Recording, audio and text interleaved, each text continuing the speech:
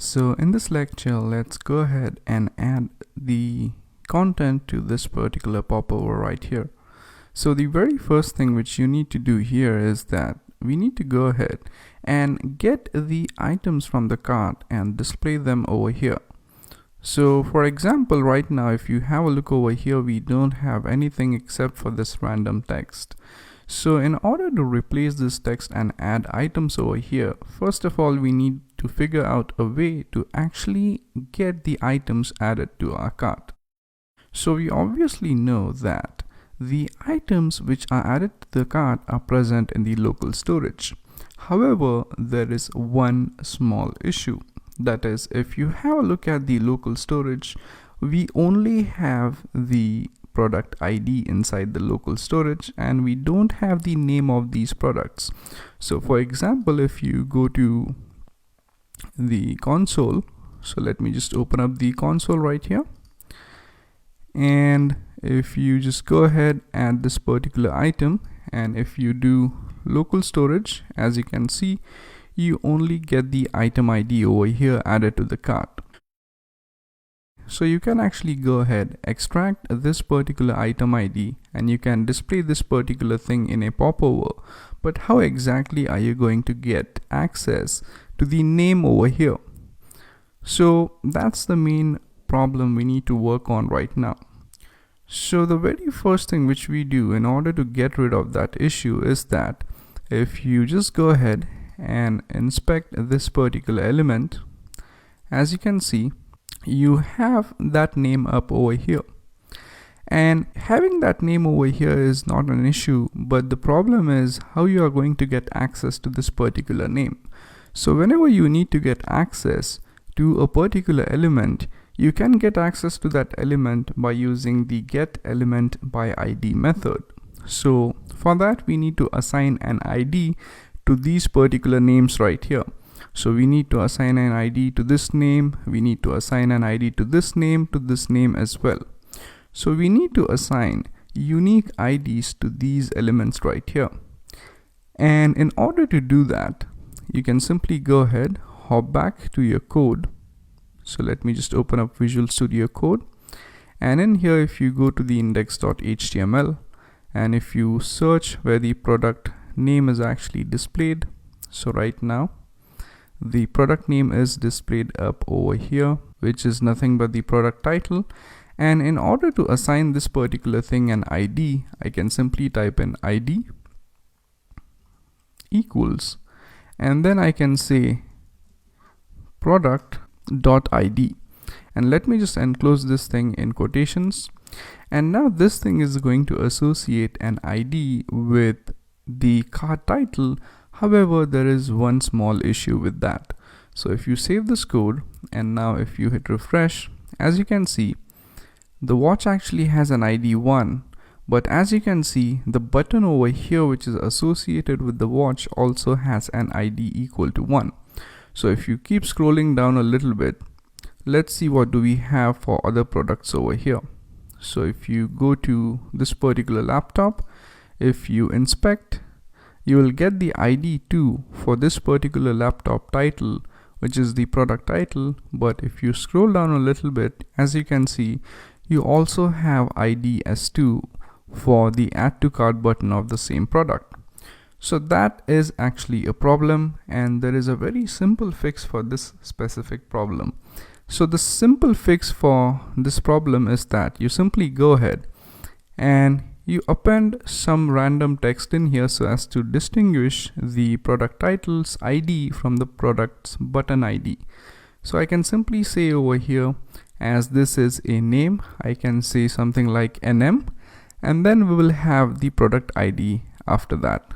So now if I save this code and if I go back, hit refresh, as you can see, now instead of having the ID as 2, this particular laptop's title now has an ID as NM2.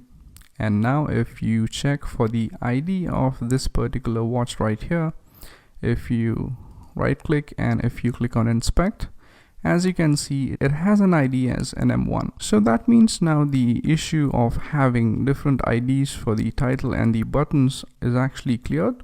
and now we have different IDs for both of them. So now once we are done with that, let's go ahead and write further logic. So now once we have access to the title, now we can actually go ahead and display that title up over here inside the popover. So now let's go ahead and start doing that. So let's go to the JavaScript over here, and in here what we will do is that we will create a brand new function. In that particular function, what we wish to do is that we wish to get all the items from the cart and display those items in a popover.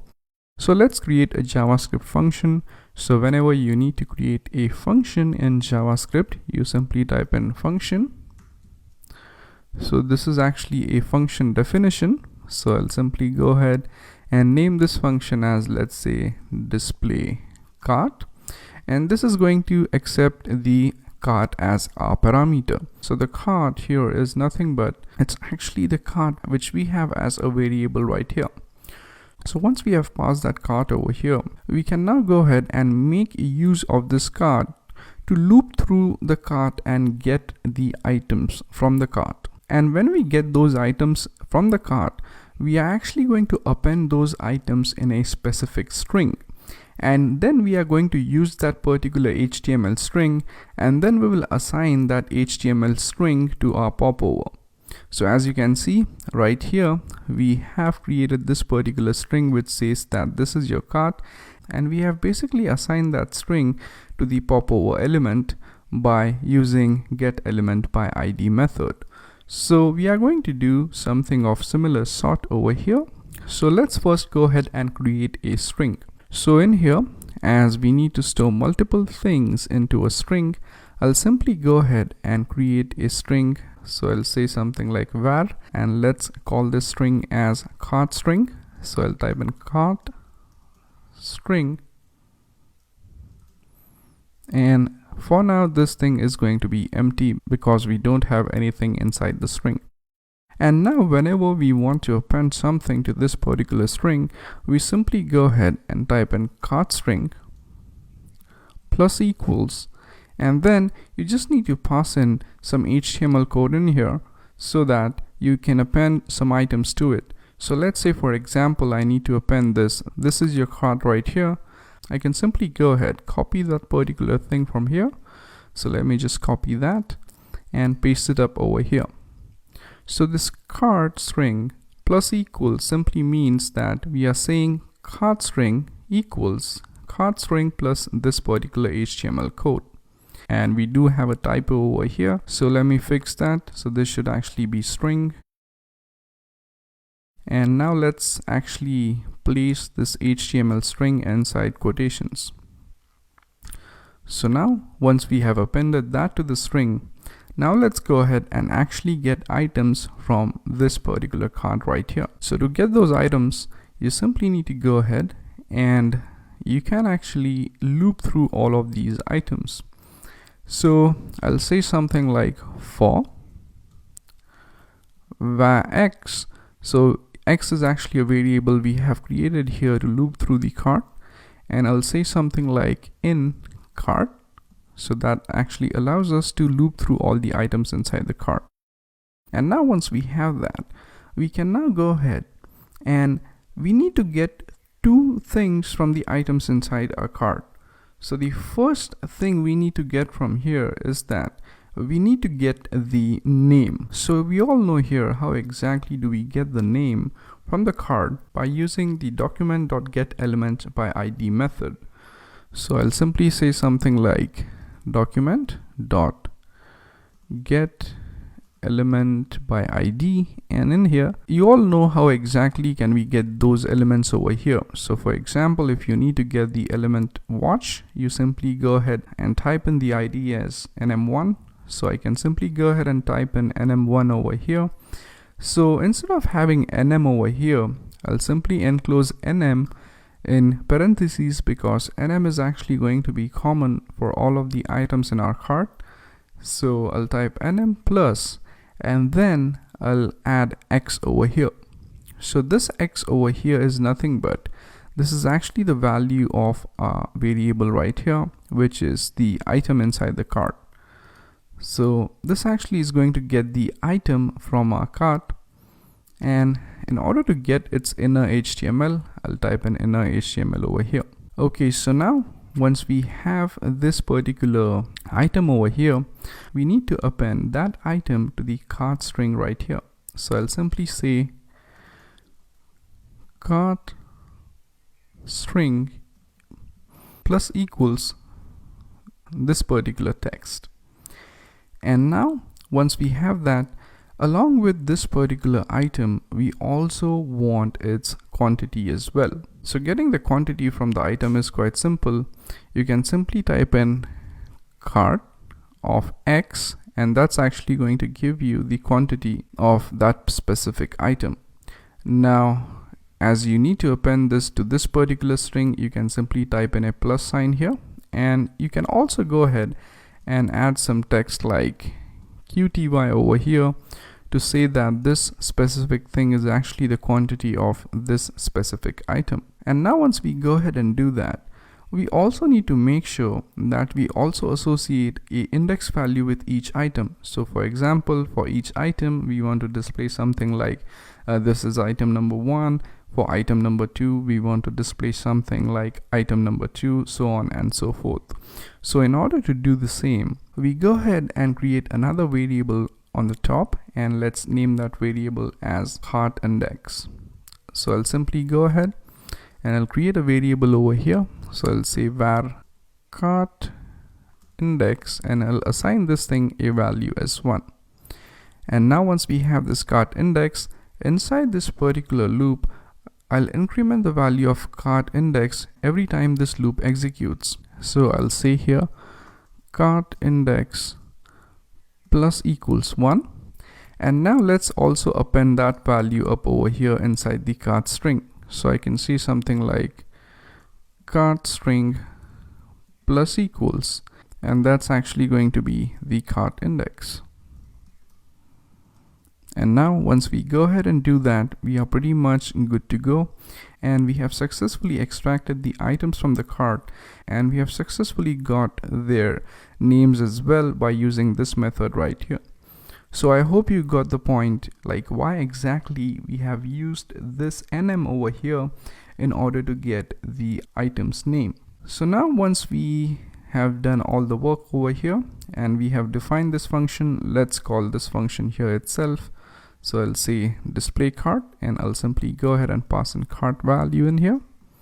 And now once we go ahead and do that, our next job is to go ahead, take this particular string, which is the cart string, and assign this particular cart string value to our popover. So we'll go right here and I'll type in document dot get element by ID, and we actually want to get our popover, and the ID of our popover is actually cart. And I'll use the set attribute method, and I'll say something like data content, and we will append the cart string right here. So this is nothing but this is exactly what we have done right over here in this particular case. And now you can actually go ahead and get rid of this thing by deleting it or commenting it out, because we no longer need that. And yeah, you actually need this thing. And one more thing which you need to do here is that whenever you go ahead and add item to the cart, you actually need to use the popover method. So you can simply go ahead and copy this popover method from here and paste it right over here at the bottom. So now let's see if this thing works, and I'm hopeful that it would work fine, but if it doesn't, then we'll go ahead and troubleshoot the issues. So let's save the code. Let's go back over here. Let me hit refresh, and when I go ahead, click on add to cart, and when I click on this cart, it's still not showing me anything over here. So let's go ahead and check in the console what exactly has gone wrong. Okay, so I actually figure out my issue over here. So I guess you don't have to actually comment this thing out. I did that by mistake. This is not the thing which you should comment out, but instead this particular function is something which you want to get rid of. because this is exactly what we have changed right over here. So we have actually set up the get element by id cart method, and we have set that attribute up over here. That is, we have set up the cart string over here, and we have also used the popover function in here. So you actually need to get rid of this particular function. So once you go ahead, get rid of that, everything should work fine. So now if we hop back, hit refresh, and if we add some items inside our cart, and if we click on this, as you can see, we have those items added up over here. So we have item number 1 XYZ watch, the quantity is 3. Then we have item number 2, which is ABC laptop, the quantity is 3. Then we have the third item, and then we have the fourth item right over here.